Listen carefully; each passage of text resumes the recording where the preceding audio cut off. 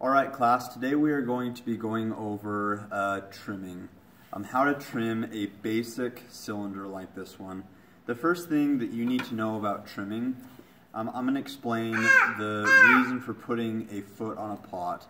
So if you look closer at this one, you'll see that this cup that I already trimmed, it skirts out a little bit and it looks a little bit nicer. So for having an outside foot, this will be on the test by the way. The reason you have an outside foot, there's three reasons. One, to take off unnecessary weight. Two, it looks better. And three, sometimes we call a foot a glaze catch. And the reason why is because glaze turns into a liquid when it gets really hot, and it's going to want to run off the pot. But what happens is that foot, how it kind of skirts out a little, that catches the glaze so it doesn't run onto the shelf. Then if you look on the inside, you can see that this one has an inside foot, this one has not been trimmed. The reason you have an inside foot is one, for stability, two, for weight, and three, for looks. If you look at any, if you have a cup that you're holding from Walmart, Kmart, somewhere, and you look at the bottom of it, 99% of them will have a foot. I don't know if you can see this, you want to go a little closer, but you can see that this bucket also has a foot. Literally almost everything that you use will have a foot on it. So the way that, what you're going to need to trim is you're going to need a needle, a small trimming tool, and a large trimming tool. The first thing that you're going to do is you're going to check to see if your cup is leather hard. The way to tell if your cylinder is ready to trim is you take your finger on the inside and you run it along the side. If it is sticky or it is wet, that means it is too wet to trim. But if it's starting to go white anywhere on the cup, that means it is bone dry and it is too dry. And if I see you trimming a bone dry pot, I will just throw it away because you trim at the leather hard stage. You do not trim at the wet stage or the bone dry stage. So I'm going to flip my cup, my cylinder upside down. It's very important that your rim is level. And if it's not, then you're going to need to go back on the wheel and throw another one. I don't want to see you cutting the rim after you take it off the wheel. So that's how it should look. I'm going to position this in the center as close as I can. You can see how there's rings on the inside. So that's my son, by the way.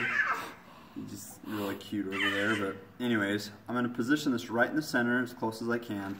Then I'm going to take my finger, just like this, and if you want to come over here, I'm going to put my finger here, and when it spins, I'm going to turn the wheel on. Wherever it stops, so there's a gap, stop,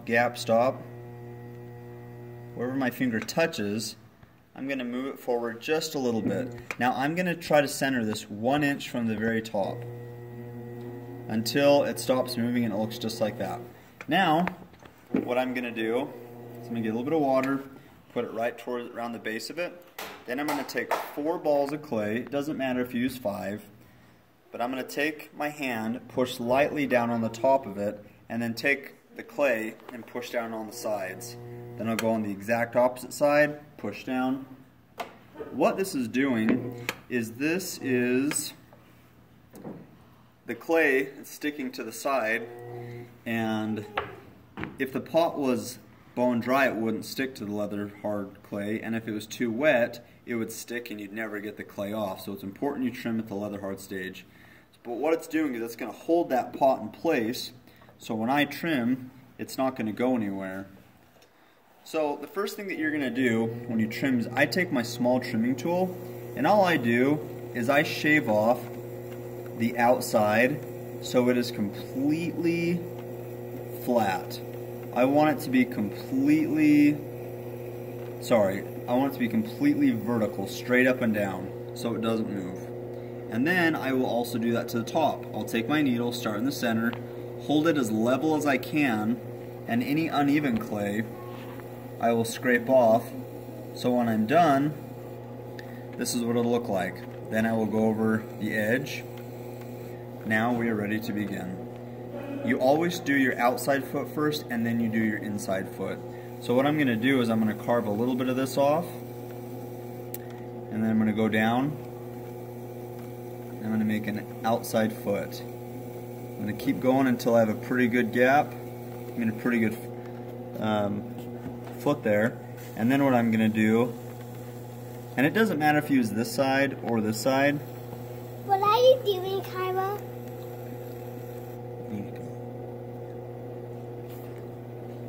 Anyways, so this is I'm going to be trimming this cup.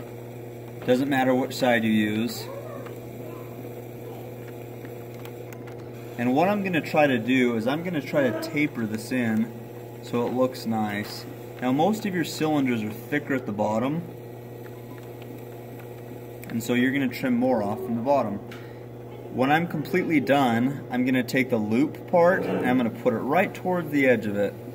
What that's going to do is it's going to give me a nice glaze catch, or a place where I can grab the actual foot when I'm done.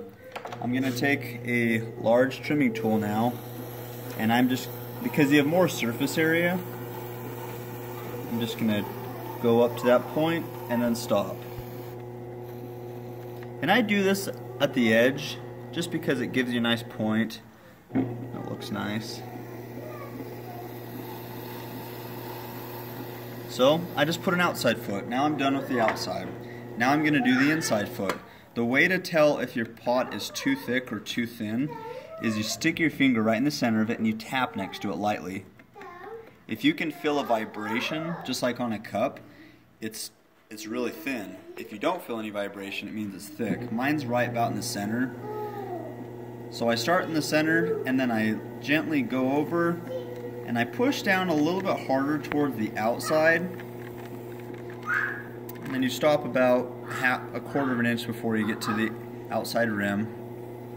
But the highest point should be your foot, the next highest point should be here, the lowest point should be right next to where the rim begins.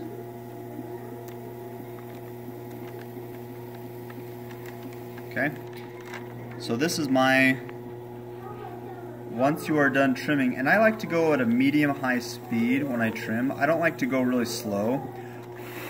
I feel like it's harder.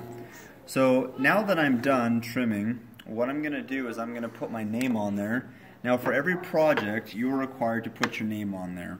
Me, I have a stamp to put my name on there. So what I'm going to do is I'm going to take this stamp, I'm going to push down,